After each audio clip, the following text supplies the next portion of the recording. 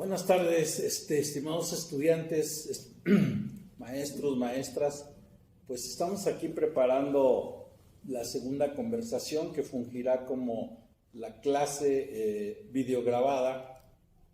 Y quiero decirles que lo mismo va a servir para las actividades de la segunda semana que para las actividades de la tercera semana, porque en esta conversación vamos a abarcar algunos de los múltiples conceptos que giran en torno de los recorridos de estudio e investigación y los recorridos de estudio e investigación para la formación de profesores.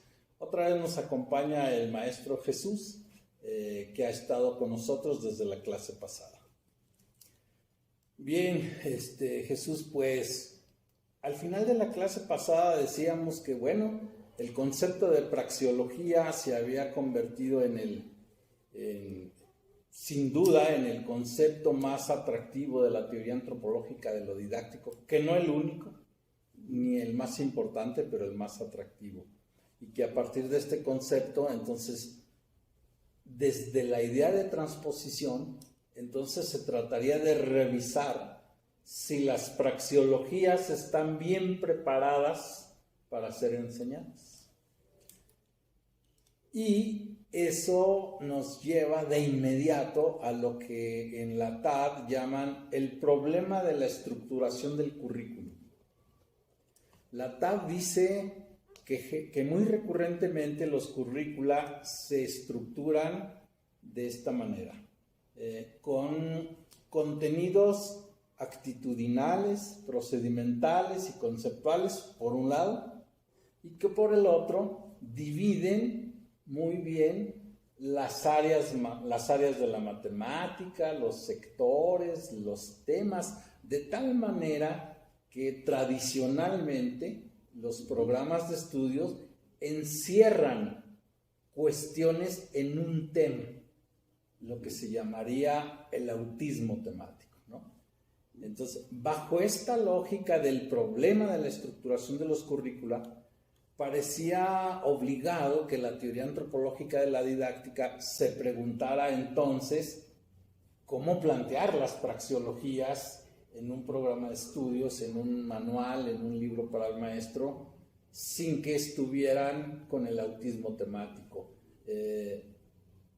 Un poco más adelante, los didactas de la TAD han abandonado un poco o un mucho el concepto de autismo temático y en términos del programa de estudios plantean más bien que se caracterizan los tradicionales por la desarticulación de las praxeologías.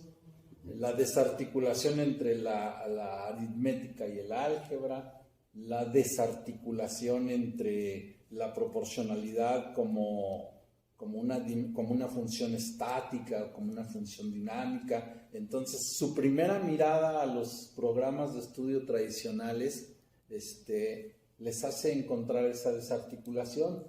Y lógicamente, entonces, en el seno de la TAD se dice, pues, tenemos que hacer estudios para revisar cómo podemos articular esas praxeologías. Y es así como aparecen dos grandes conceptos. Uno es el modelo epistemológico de referencia y otro es el de recorridos de estudio e investigación. Un poco paso por el primero porque quiero hacerle un planteamiento a Jesús para debatir.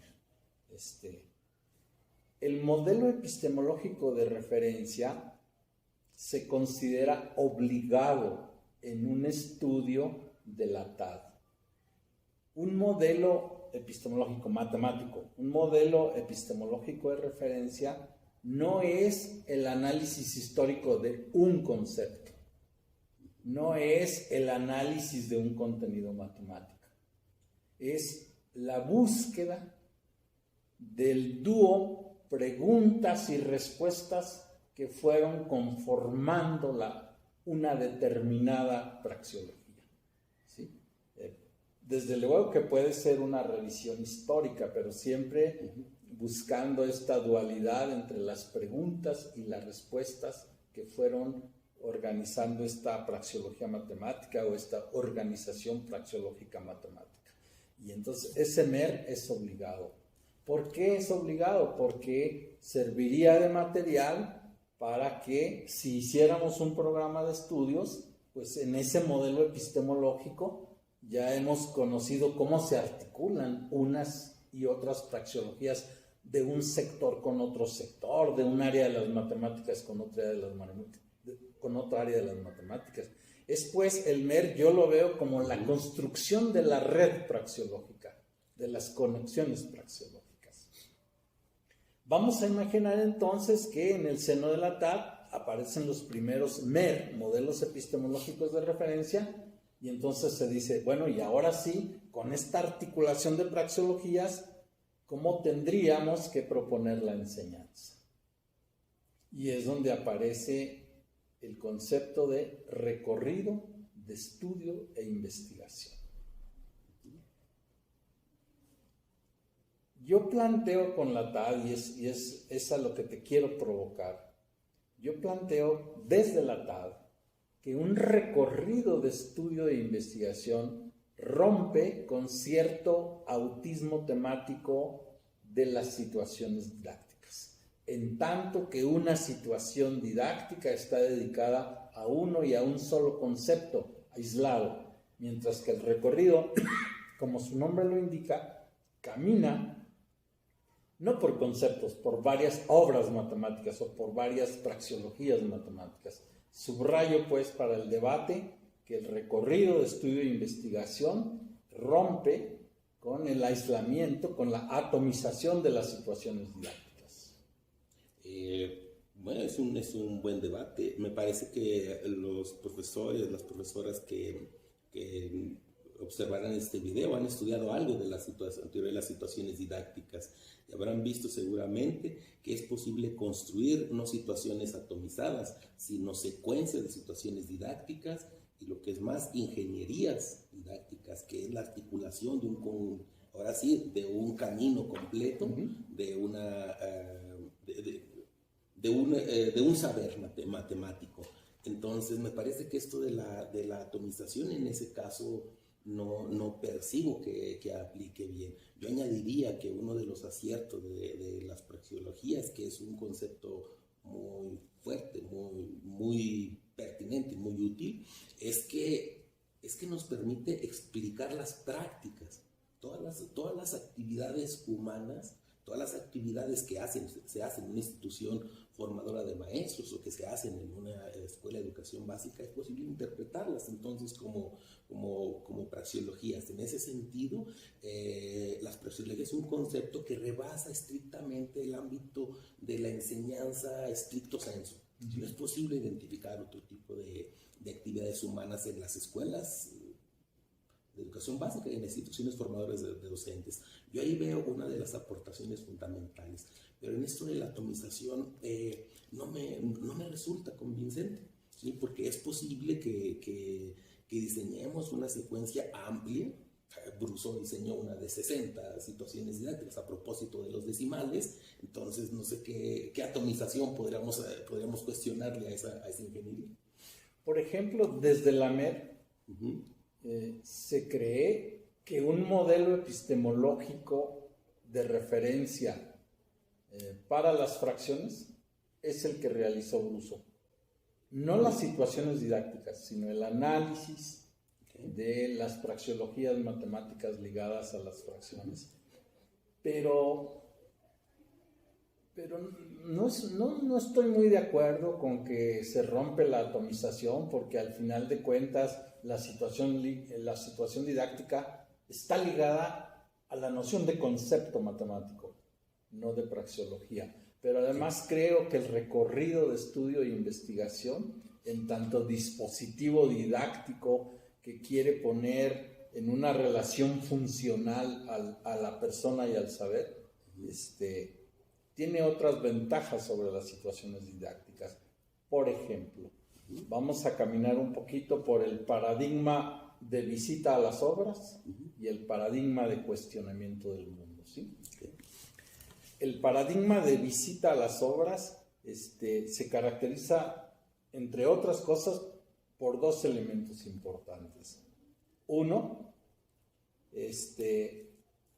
la actividad fundamental es llevar a un sujeto, en este caso a un alumno, a que vea las obras, las admire, las disfrute y hasta las ame, pero que no las toque. ¿Sí? Y el concepto de situación didáctica, a mí me parece, otra dimensión del paradigma monumentalista o de visita a las obras, es que el profesor ya conoce la obra a la que lleva a sus alumnos. Es decir, ya conoce el lugar al que van a llegar.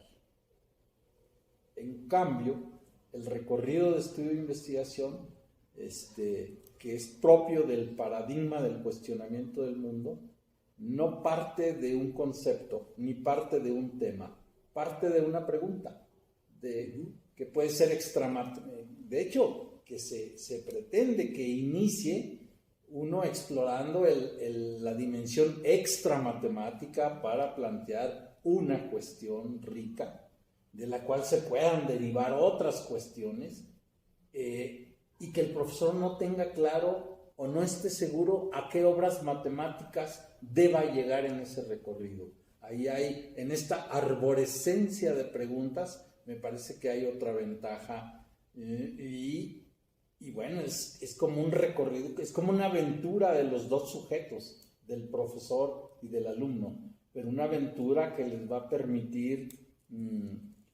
reconstruir obras matemáticas, praxeologías matemáticas para contestar una pregunta. Bueno, es una diferencia, ¿sí? Es una diferencia. Para ciertas funciones de la escuela aplica un recorrido de estudio e investigación. Para otros me parece que es mejor la idea de las situaciones didácticas. Por ejemplo, la idea de las ingenierías es probar una situación didáctica, ver cuáles son las mejores condiciones en que se puede reproducir una ingeniería didáctica, y luego llevarla a otras escuelas, otras instituciones, para ver cómo funciona. ¿Sí? En cambio, un recorrido de estudio e investigación, ¿sí? No es posible que si ya funcionó en una escuela, así como funcionó en una escuela, pueda funcionar de la misma manera en otra escuela, porque las personas, las preguntas, las obras que van a ser consultadas para contestar esas preguntas van a ser distintas. Entonces, parece ser que los recorridos de estudio e investigación funcionan bien en un momento, en una institución, pero para poderse llevar a otra, ahí... Bueno, hay una diferencia que explica esta distancia entre ambas perspectivas, ¿no? Por ejemplo, es claro que desde la TAD asumimos que no es posible seguir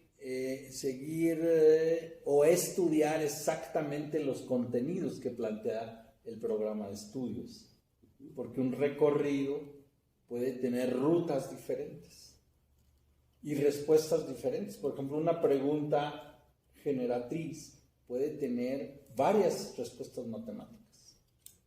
Y en cambio a mí me parece que una de las limitantes de la situación didáctica es que se remite muy claramente a trabajar los conceptos que aparecen en un programa de estudios. En síntesis, lo que yo digo es que la idea del paradigma del cuestionamiento del mundo es en esencia romper con la vieja estructura de los programas de estudio, y que en cambio la situación didáctica es una noción que apela al trabajo con ese plan de estudios, y eso me parece que es una limitante.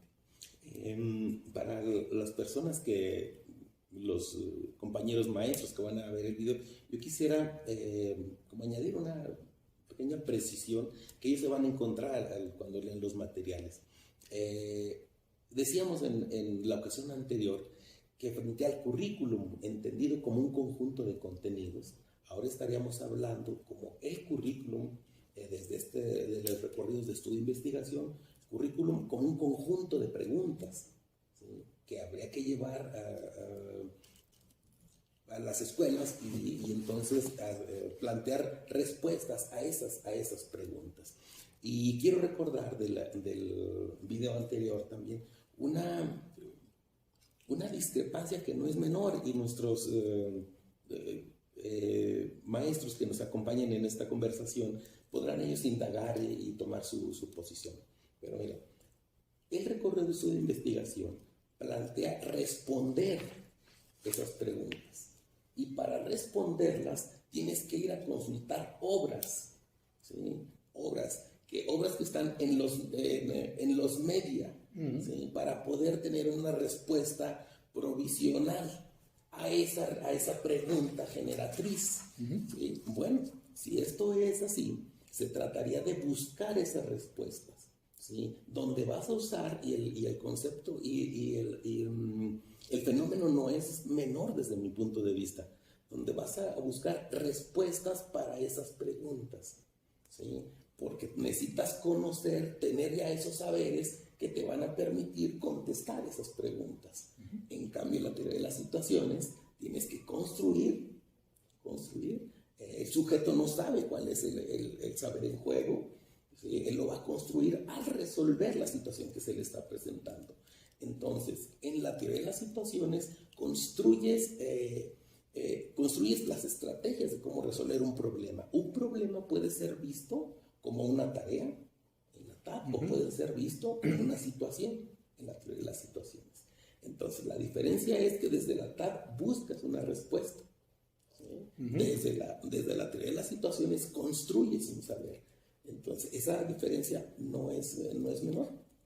Pero en la situación didáctica, inclusive en los análisis a priori, el profesor ya más o menos tiene una idea de qué estrategias va a utilizar el alumno para construir ese conocimiento, y de alguna manera puede influir para que usen unas u otras, y también ya sabe, él ya conoce la obra matemática que quiere que reconstruyan sus alumnos, y eso de alguna manera no es una modelización matemática, vamos a decirlo, natural, es más bien una modelización matemática muy escolarizada. Es una modelización artificial, es como lo plantea Bresson. Hay que plantear, dice Bresson, la génesis artificial de los saberes. Eso es generar una situación didáctica. Sobre eso quizás valga la pena, sobre esto último que decías, añadir otra pequeña diferencia que quizás sea útil para los maestros que nos vean. En el recorrido de su investigación se vive una incertidumbre, porque el profesor no sabe cuáles son las preguntas que van a proponer los estudiantes, y no sabe cuáles son las obras que van a ir a consultar para responder a esas preguntas. Viven una incertidumbre, ¿sí? Y tampoco saben cuál va a ser la respuesta que van a construir entre todos, entre ese grupo de alumnos, incluso ese grupo de profesores, que también podría ser a esa pregunta generatriz que se les plantea. ¿Okay? Es vivir esa incertidumbre, pero en la teoría de las situaciones didácticas también se vive esa incertidumbre, porque cuando se plantea una situación, aunque haya un análisis a priori que nos permite identificar 4 o 5 formas de cómo resolver ese problema, o de o los errores que podrían tener los alumnos, las estrategias que podrían construir para resolver esa situación, el profesor no sabe cuáles son los que van a aparecer. De hecho, el profesor trata de que aparezcan varias, porque si aparece una sola estrategia para resolver ese problema, algo está fallando en la situación. Entonces también vive la incertidumbre. Lo que tú quieres decir, lo que tú quieres rebatirme es que en el recorrido de estudio e investigación la topogénesis se ve alterada. Sí. ¿En qué sentido? Ese lugar que ocupan ahora los alumnos, en el cual van ellos a poder proponer respuestas en la TAP, respuestas frente a esa pregunta que les está planteando el profesor. Ahí donde yo veo la dificultad, si te fijas, cuando menos en los recorridos que yo he leído, es que también hay una génesis artificial, porque es ¿quién plantea la pregunta generatriz? Puede ser una pregunta que planteen los estudiantes. luego de una actividad contextualizadora o de una actividad en donde se discuta un tema de actualidad político, etc. Sí. Pero yo sostengo que esta incertidumbre que vive el profesor y el alumno en el recorrido de estudio e investigación es parte de la actividad matemática. Esa incertidumbre es inherente a la actividad matemática, mientras que en la situación didáctica es una incertidumbre muy acotada. Déjame, vuelvo con la objeción que te planteaba hace un momento. ¿Sí? En la teoría, en los recorridos de estudio e investigación se plantean preguntas, luego se plantean respuestas, ¿ok? Pero son respuestas, ¿sí? Que fueron a consultar, ¿de acuerdo? No hay lugar para la intuición, no hay lugar para el error, no hay lugar para... ¿sí? No estoy de acuerdo porque las preguntas de un recorrido de estudio e investigación, vamos a decir, no son simples preguntas. Tienen que ser preguntas que no se resuelvan simplemente con la búsqueda de información. Tienen que ser preguntas para cuya respuesta sea necesaria la reconstrucción de una praxeología matemática, la deconstrucción y la reconstrucción. Entonces, no podemos ver al recorrido de estudio e investigación como un dispositivo al que se incorporan preguntas triviales. No, de acuerdo, son preguntas relevantes. Pero en cambio yo te diría que la situación didáctica de alguna manera también tiene una pregunta. Pero ahí me parece que es el profesor quien planta la pregunta. Sí, una pregunta, una situación. Y te digo, reitero, los alumnos van a tener que construir ese saber. Esa es una diferencia. Acá en la teoría de las situaciones aparece el error, aparecen las devoluciones del profesor, aparece el debate para ver cuál de esas formas de responder esa situación es mejor. Se vive en la teoría de las situaciones, eso es lo que plantea Brousseau, como una comunidad científica, donde los alumnos tienen que defender, debatir, yo añadiría hasta democráticamente, para reconocer que algunas de las formas que proponen de cómo resolver una situación o un problema son mejores las de otros que las que ellos propusieron. Ok, acepto la entrada a este nuevo tópico de discusión. Lo que estás planteando es de alguna manera como las invariantes que el sujeto realiza en su proceso de aprender, o como decimos en la TAD, en su proceso de estudio, ¿no? Sí. Entonces, en situaciones didácticas está claro que a partir de la acción, la formulación, la validación, el sujeto alumno estudia la obra matemática y ya con la institucionalización pues se le da el carácter convencional. Sin embargo, a mí me parecen mejor explicitados, más ricos esos elementos invariantes en el proceso de estudio. Por ejemplo, acá sostenemos que hay más momentos que esos tres tipos de situaciones. Por ejemplo, el primer encuentro, el sujeto tiene un primer encuentro con la praxeología, con la obra matemática, luego un momento exploratorio, luego el momento en que constituye un entorno tecnológico teórico para darle sentido a la técnica que va a utilizar. Luego tiene un momento con la técnica para practicar la técnica, para dominar la técnica, y bueno, también hay un momento de institucionalización. Pero además podemos decir en la TAD que estos momentos no están así planteados de manera gruesa, sino que se articulan de diferentes maneras con los gestos didácticos o con las dialécticas didácticas. La dialéctica de las preguntas y respuestas, la dialéctica del individuo y el colectivo, la dialéctica del paracaidista que ve el campo en amplio y el buscador de trufas que ve en micro. Es decir, estas dialécticas o gestos didácticos junto con los momentos de estudio me parece una trama conceptual más rica para explicar lo que el sujeto hace en la reconstrucción o construcción de obras matemáticas. Okay, pero me parece que en ese sentido no se contraponen, me parece que se complementan. Por ejemplo, los momentos que que plantean los recorridos de estudio e investigación están implícitos en lo que son las situaciones de institucionalización.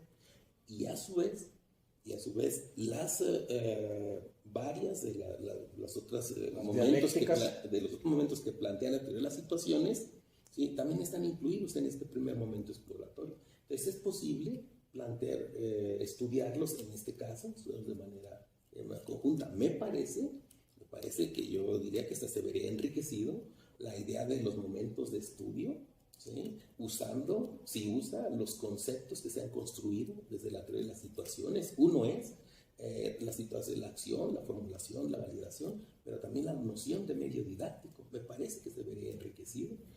Bueno, yo, para finalizar, respecto de los REI y la situación didáctica, sigo sosteniendo que esta multiplicidad de preguntas, de esta centralidad de la cuestión generatriz, de esta eventualidad o relatividad de las respuestas que no son para siempre.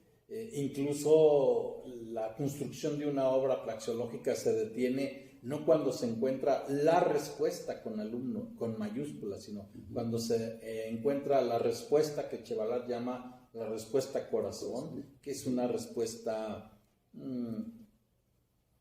adecuada en el contexto social y matemático que prevalece. Entiendo que esta incertidumbre que el profesor y el alumno viven juntos puede molestar a otras perspectivas teóricas que navegan en la seguridad de una especie de proceso didáctico muy acabado. Sí, sin duda, pero eso es lo que sucede precisamente con los recorridos. Sí, que es posible que en esta prueba de la realidad es posible que aparezcan en una institución, ¿sí?, y es posible que desaparezcan en una institución. ¿Sí? Esta debilidad, llamémoslo así, debilidad ecológica de algunos de los REI hace que no hayan sido muy consolidados, yo diría, por ejemplo, en educación preescolar, en educación primaria, ¿sí?, donde en cambio la ecología de los saberes es más propicia para las situaciones didácticas. Muy bien, vamos no a abandonar la discusión, sino a cambiarla un poco de contexto. La TAD a mí me parece que es la perspectiva teórica que con mayor fortaleza aborda el campo de la formación de profesores. Y la idea es muy interesante si uno la plantea como la posibilidad de llevar el paradigma del cuestionamiento del mundo a la formación de profesores, lo que significaría el cuestionamiento del mundo del profesor. ¿Tiene ahí teoría de situaciones didácticas alguna línea de investigación o de trabajo parecido?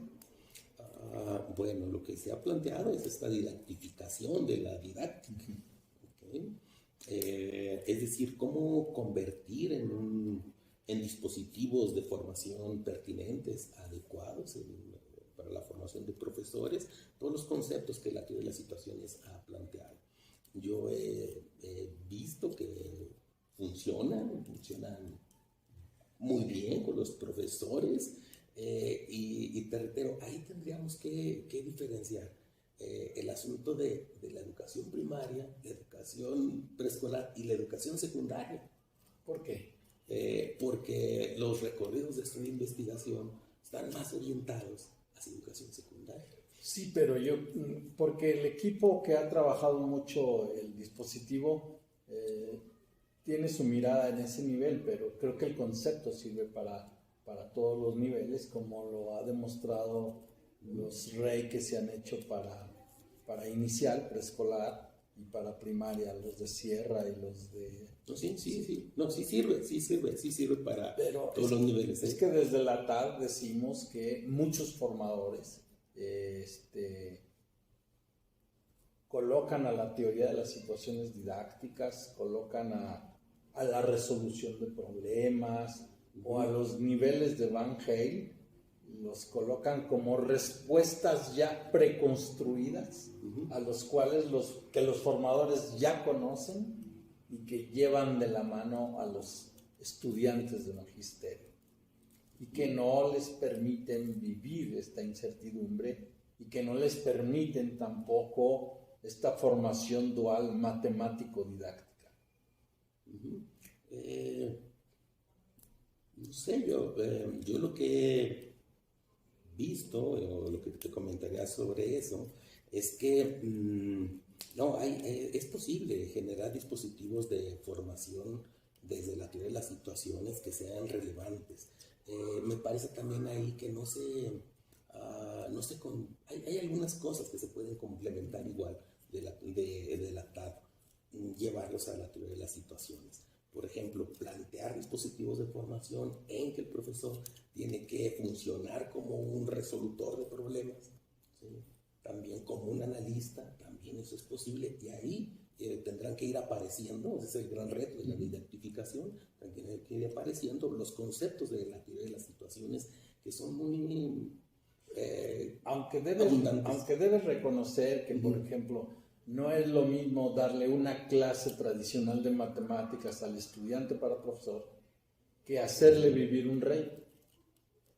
Porque cuando le hacemos vivir un rey, le hacemos vivir la incertidumbre de la actividad matemática, la multiplicidad de preguntas para un fenómeno, la multiplicidad de respuestas posibles que puede encontrar para una pregunta. Y eso no lo vive en una clase de matemáticas y por lo tanto no vive la verdadera naturaleza de la actividad matemática. Pero vive la verdadera naturaleza de su función como maestro. Por ejemplo, un profesor tiene que hacer un análisis a priori, vayamos a, como parte de sus actividades para formarse como maestro. En ese análisis a priori tiene que anticipar cuáles son las estrategias, cuáles son los errores que pueden tener los alumnos, cuáles son las preguntas que pueden hacer los alumnos, cuáles son las regulaciones que pueden implementar en el transcurso del desarrollo de una situación didáctica. Y este análisis a priori le permite desempeñarse de una manera muy acertada durante el proceso de trabajo como profesor en las escuelas. Pero eso también en la tabla está previsto cuando el estudiante analiza el rey que vivió, cuando se pone a diseñar un rey para sus alumnos y cuando evalúa también el rey que aplicó con sus eventuales estudiantes, ¿no? Pero al analizar lo que vivió con sus alumnos, es mucho más diverso y mucho más profundo, mucho más denso didácticamente lo que plantea la teoría de las situaciones. Bueno, lo que hay que decir aquí es que en estos momentos en la TAD lo que llamamos el paradigma didáctico está en construcción. ¿Sí? A partir de ese paradigma, sin duda podrán analizarse con mayor detalle los fenómenos que aparecen cuando se aplica, cuando se trabaja un rey. Permíteme plantear así como, voy a usar ahorita un poco de la palabra, permíteme plantear el aluvión de fenómenos didácticos que es posible que identifique un profesor desde la teoría de la situación. ¿Sí? Una vez que hace su análisis a priori y trabaja su situación didáctica, su serie de situaciones didácticas, es posible identificar si lo que él previó antes sucedió ahí. Aparecieron las estrategias que él había previsto en el momento en que él ejecutó.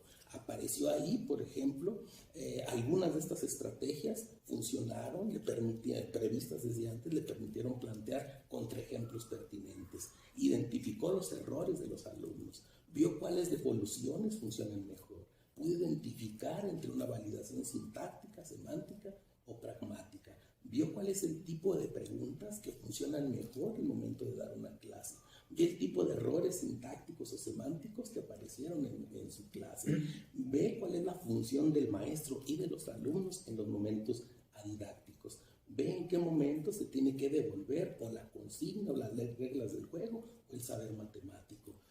Aquí me detengo. Ve además cómo los niños recuerdan lo que habían visto antes a propósito de este nuevo saber en juego que se les está planteando. Con todo esto, y solo es una parte, dejen los alumnos, los profesores en formación, una enorme cantidad de saberes que les permiten, en verdad, porque además, en verdad, propiciar mejores relaciones entre los alumnos y el saber, entre los niños, que es lo que yo trabajo, entre los niños y el saber en juego. ¿Sí? Entonces, ese es a lo que yo me refiero, que yo no he leído en los trabajos de antropológica, y más, yo echo de menos, ¿sí? No sé qué habrá pasado, es una pregunta que me hago. Seguramente los profesores que nos observan encontrarán por ahí quizás también esta discrepancia, pero ¿por qué por ejemplo, la transposición tenía conceptos como el tiempo didáctico? ¿Por qué desapareció esa noción que es muy, muy interesante, muy potente en el salón de clases? ¿En qué momento el tiempo didáctico se detiene? Todos los profesores que nos observan han visto que en los salones de clase hay momentos en que los niños se distraen, la actividad pierde su interés, se desgasta el saber dialéctico. Sí, la dialéctica. Acá tenemos el concepto de la dialéctica dentro, fuera del tema. Okay. Yo solo reitero que sí están los conceptos de las dialécticas o los gestos didácticos para explicar muchos de los fenómenos que aparecen cuando se trabaja un recorrido de estudio e investigación. Pero ya estamos cerrando la clase, pero yo quiero traer a colación una frase que dijiste en la clase anterior y que tiene que ver con... pueden inclusive ver o leer la conferencia que dio Chavalal en Argentina, en Córdoba. Lo dice muy claramente. Es decir, las elaboraciones teóricas de la TAD no son para la escuela que está presente hoy. Sí. Son elaboraciones teóricas para la construcción de una nueva escuela. Sin embargo, uno no puede dejar de ser relativamente pragmático, y en ese sentido yo creo que hoy, en la escuela de hoy, la TAD sí tiene cosas que hacer. Es decir, si bien no todas las horas escolares pueden utilizarse para vivir REI, sí pueden acompañarse las clases que se proponen hoy por hoy con talleres donde se vivan REI, con otros espacios curriculares en donde vivan la incertidumbre de la actividad matemática, donde vivan la posibilidad de plantear cuestiones, de buscar respuestas, de reconstruir obras matemáticas. Es decir, rumbo a la escuela del mañana podemos ir construyendo una escuela híbrida. Esa es mi postura. Sí, creo que enfatizamos un poco mucho nuestras discrepancias, pero no, también hay que subrayar las coincidencias. Sí, de acuerdo, sería muy interesante, mientras construimos ese currículum, ¿sí?, integrado por preguntas, mientras los didactas aportan eso a las instituciones tanto formadoras de docentes como a las escuelas de educación básica, mientras sucede eso, que es la escuela que estará por venir, se pueden probar, en efecto. Se me ocurre un recorrido de estudio de investigación para finalizar un curso. ¿Sí? A manera de evaluar un curso, plantear un recorrido de estudio de investigación, así como lo has comentado ahorita con su pregunta generativa, la búsqueda de las respuestas provisionales, etc. Se pueden plantear, a la par que se está llevando un curso, plantear un taller donde se pueda vivir, en efecto, un recorrido de estudio de investigación. Mientras podemos construir cursos que sean completamente un REI. Así es. Muy bien, pues con esto terminamos la clase de hoy. Nos estaremos viendo en la sesión sincrónica. Hasta luego.